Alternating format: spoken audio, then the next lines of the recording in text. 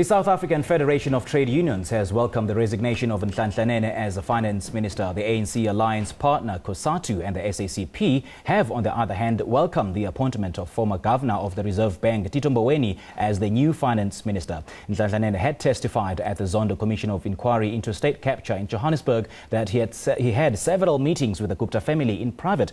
Now, on Friday, he publicly apologized that he lied about the meetings. And for an in-depth analysis of the latest developments at the Treasury, we are now joined in studio by the General Secretary of the South African Federation of Trade Unions, Zwelinzima Vavi, and the South African Communist Party's first Deputy General Secretary, Mapaila. Gentlemen, a very good evening to you. Thank you so much for joining us and welcome to the Globe.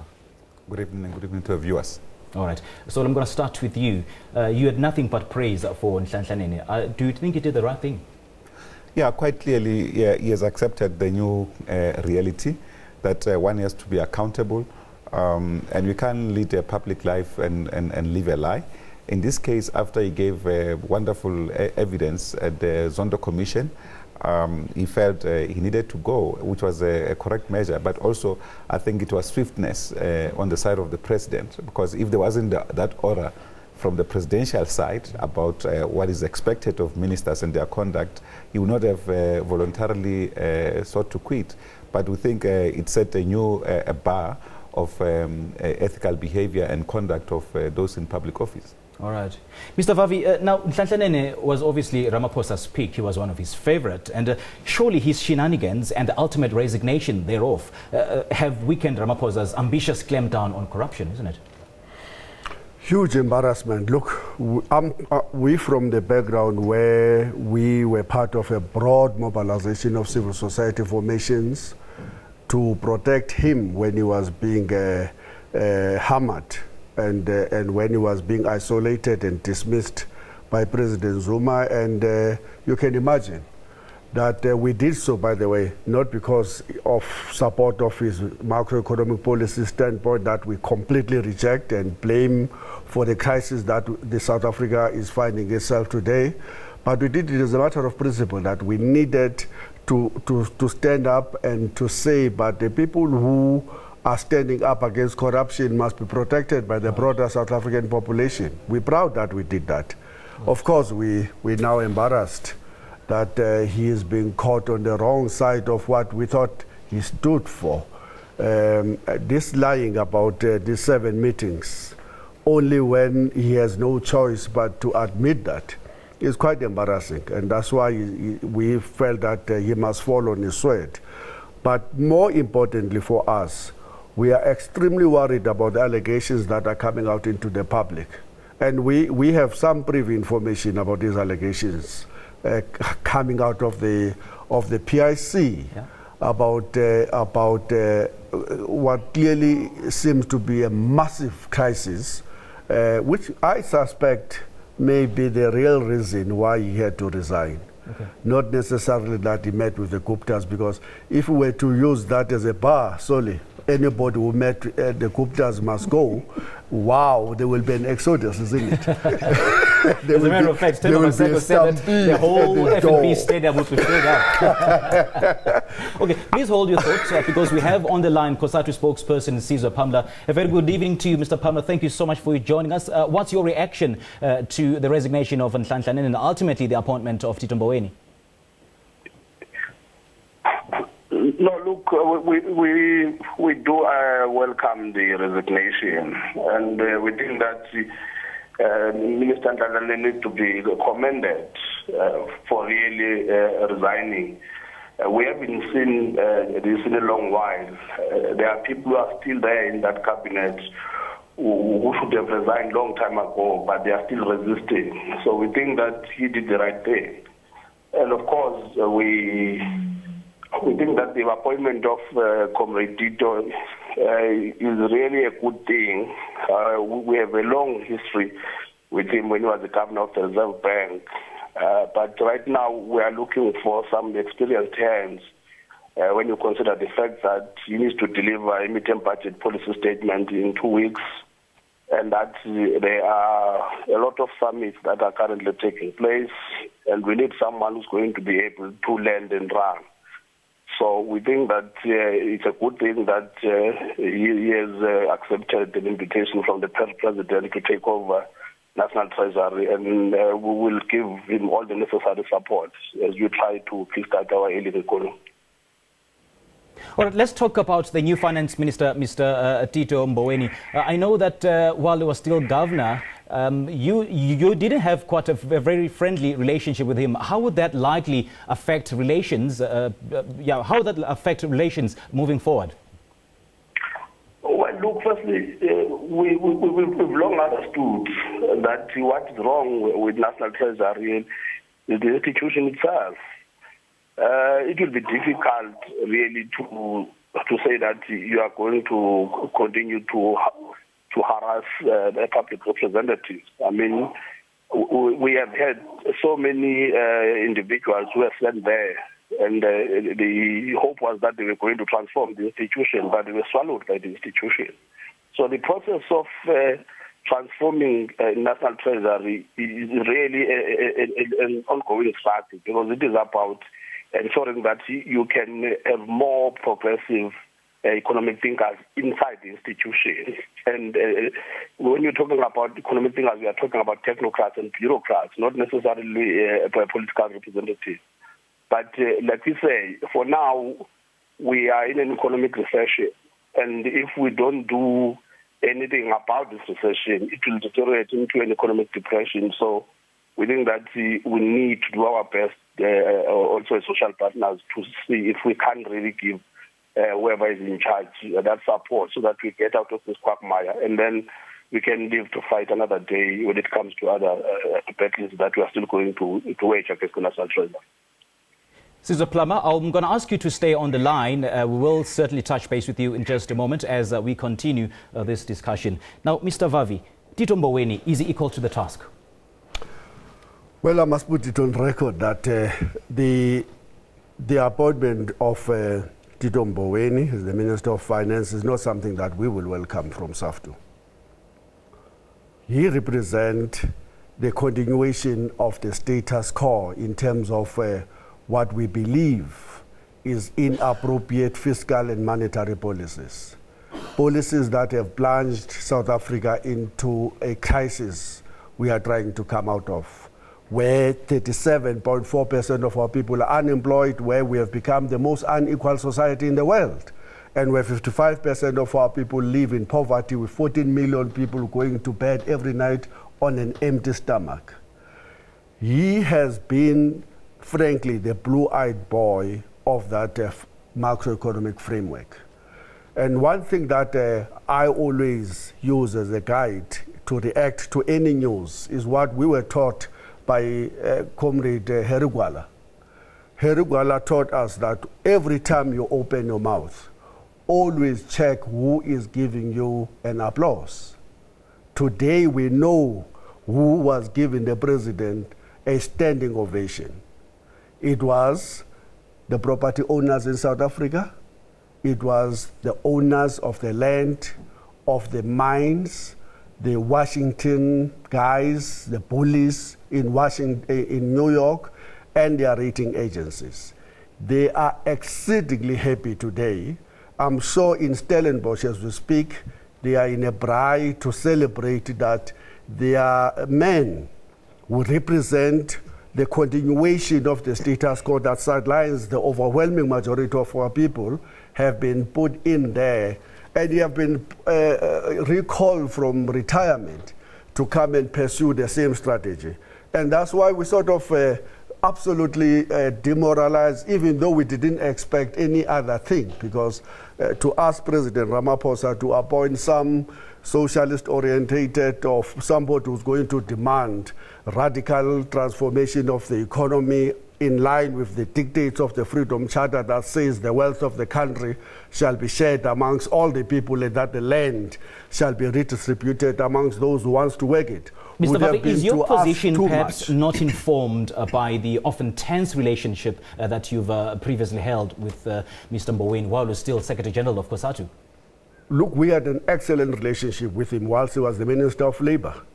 He drove aggressively a pro-Labour transformation of the labour market. And in that short period of time, we only had praises for him. But then he moved into the Reserve Bank. And in our view, he became more conservative, to the point that he began to talk ill of the progressive legislation that he himself pioneered whilst he was still in the minister. And by the way, we must deal with issues as they are. This scapegoating the Reserve Bank and the finance department and blame them for the conservative macroeconomic policy is to try to escape the reality. The reality is that it is the ANC government that have chosen macroeconomic policies in 1996 as represented by GIE and now by the NDP that prioritize inflation targeting, removal of exchange controls, when the biggest crisis in South Africa was that of unemployment, poverty, and inequalities. That reduced the tax burden and shifted it away from the shoulders of those who can afford and moved it into the shoulders of the working class and the middle strata, as represented by the latest assault on our living standards through the increase in the VAT and all manner of other sin taxes. That's just put the people who are already marginalized in the economy even deeper into a mire of crisis. Right. That's our crisis. In our view, unless the ANC can give the Reserve Bank a new mandate to say, from now on, you're going to have to prioritize unemployment. Unless the ANC can give a new mandate to the finance department and say, from now on, you're going to give up on your preoccupation with the Washington consensus Mr. Vavi. and I want to engage you programs. solely on the implications of the fiscal consolidation. Just how safe is the fiscus, South Africa's fiscus? I mean, having changed hands a record 6 times, surely that's a deviation from the consolidation path, isn't it? Yes, that's true. But let me start with where Comrade Vavi started. That as the SACP, we welcome the appointment of Comrade Tito Mboweni as Minister of Finance. We think at this point in time, we require someone with his experience to try and steer our economy. As to individual policies of ministers, ministers don't come carrying bags of policies. They may have particular sense of influence, but it's the policies of the organization.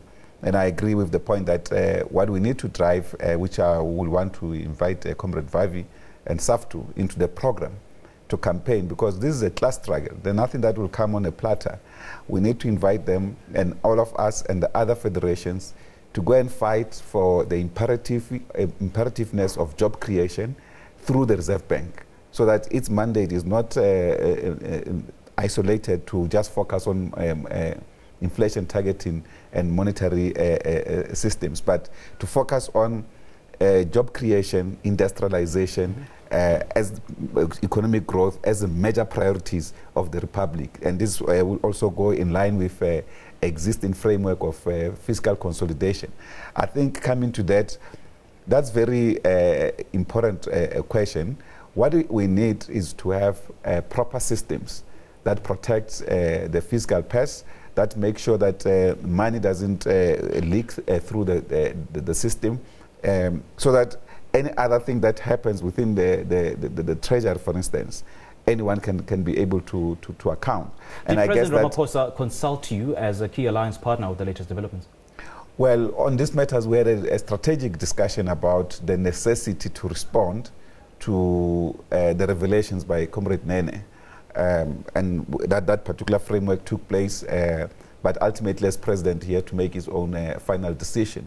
But the necessity, the political imperative to respond to the crisis that we were plunged in, when someone holding your So he didn't consult with you? No, there was consultation, that's what I'm trying to say. But it's not a consultation of individuals, we have this, we have that. It's a broad strategy, political strategy. That's the framework of our consultation. So we discuss the framework, the posture going forward, and the implications of that particular posture. And in that regard, when he goes to look into the posture that was agreed, that's his individual choice, and he exercises his prerogative in that regard. You've always cried foul over former President Jacob Zuma's non-consultation policy with the key alliance partners. And it's so interesting how you've changed your attitude towards President Cyril Ramaphosa when it comes to these matters of consultation with the alliance partners. Yes, because there's been consultation. So we can't fight against something that has happened. So we called for, because the alliance is, the reconfiguration of the alliance starts with this kind of matters. For instance, we will not have allowed a situation where such a critical position takes place without the alliance being brought on board. Okay. So the issue was the fact that quite clearly the economy was responding to what Comrade Nene was saying. Because whether we like it or not, when Tito comes in, as he did today, the rand gained massive strength. It was at some point at about 15 rand 4 cents. It was around 8 o'clock. It was almost, it has recovered to almost 14 rand 61 cents. So that shows that recovery is the recovery of the economy of South Africa. So it's not something small for the poor. Right. It affects the poor. It affects everybody in this country. So therefore, this appointment is critical. Of course, we must remain vigilant going forward. That it doesn't think that because maybe the markets and other capitalist forces are embracing him, he will just come and pronounce policies that are unknown. We would have to guard against that, but also campaign for the most imperative policies that should respond to job creation and economic growth. All right. Sister Pamela, on the issue of consultation, did President Cyril Ramaphosa consult with Cosatu about the latest developments? Yes, indeed. Yeah, we were consulted this morning. In fact, we knew the appointment that was going to be made, but we were discussing not just the issue of the minister. There were a number of issues that we were discussing with him, including the signing of the national minimum wage. So he explained the meetings he held with the top six of the ANC, the processes he was following, the people he was considering. But like you said, the decision to go with Comrade Tito Mboweni was the president's decision. We were comfortable with the explanation that he gave to us this morning. So we were comfortable also with the process of consultation. All right, Mr. Palmer, thank you so much for your input and for staying on the line. That is Caesar Palmer, the spokesperson for Cosatu, joining us live on the line, reacting to the latest development. That's the resignation of former Finance Minister Nhlanhla Nene and, of course, the appointment of former Reserve Bank Governor Tito Mboweni. Just a quick one, gentlemen. Why is it, I'm going to start with you, Mr. Vavi, why is it that Nhlanhla Nene is the sole sacrificial lamb when the entire kraal of lambs, of sacrificial lambs should have been dealt with? I mean, we've got the likes of Minister Batabile Dlamini, who's been found wanting by the court of law. We've got the likes of Minister Gigaba, who's also been wanting by the court of law. I mean, what does that tell you about the culture of accountability? Look, we're going to have to watch the space. In fact, when I was listening to the president, I wanted to hear exactly why he accepted the resignation. It was not very clear. Is it because this man says, sorry, I lied? Or is it because he say it has been revealed that he met these gangsters so many times? And or is it that he may have revealed to the president what was the nature of the discussion? We know that those guys were calling people there to demand that they be favored in this and that tender. Did that discussion perhaps reveal that those type of discussion happened and therefore the minister would have compromised himself in giving these guys some work that they do not deserve? Or is it the PIC stuff that is coming into the public? And I suspect the real thing is the PIC stuff. Watch the space. I can't help notice how you kept on giggling, Solid. What's your response to that? I think the president gave a clear reason that Comrade Nene had indicated the risk factor to the economy and the fact that he can't subject the economy to that kind of a risk factor. You would have noticed that post the job summit last week, the currency recovered a bit and went back, and largely because of what was in the news and his appearance at the State Capture Commission. And it never recovered. It went right up to 14.9. And I think those are real questions, the real risk factor that affects the livelihoods of many South Africans. And it's a major consideration by the President. I think he highlighted that. Of course, I do agree with Comrade Vavi. This is also a suspicion that one has, that you can't just simply accept resignation just because he said he met with the Guptas. Many people would have met with the Guptas, so what's wrong with meeting? But the issue is, if he was sent to meet with the Guptas to facilitate their consolidation of the capturing of the states, that's what he was not actually revealed, the details of those meetings. And if it's about the question of the matters in the PIC, which we have actually condemned, because we think any public official that actually abuses his or her authority in favor of their families will never be on their side, or will never support them. So if that's the case, those are something else. But to the extent that as Minister of Finance reveals this kind of information, how do even investors who are hosting an investment conference in a week's time or so, how will investors actually look at us? It can happen. So the risk factor was too huge. And that's why the President effected that particular decision and accepted his Tito Mboweni, or should I say Minister Tito Mboweni, earlier on tweeted that, he called for the nationalization of mines, he called for the establishment of a state bank. Doesn't that give an indication that he can't be associated with the left-leaning economy? Well, those are policies that are existing in the movement. The sovereign fund, I've seen that the tweet, the creation of the National Sovereign Fund, which we in the Communist Party actually have long made that particular call.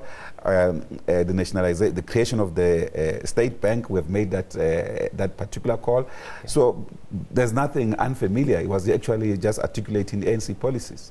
All right. Gentlemen, thank you so much for your time. We really appreciate it. Thank you very much. Thank you very much. Zwelinzima Vavi, the Secretary General of the South African Federation of Trade Unions and the first Deputy Secretary General of the South African Communist Party, Mapaila, joining us live in studio to help us dissect the implications, the political implications of the latest developments. That's the resignation of former Minister Nhlanhla Nene and the ultimate appointment of Tito Mboweni as the Finance Minister. This is The Globe on SABC News.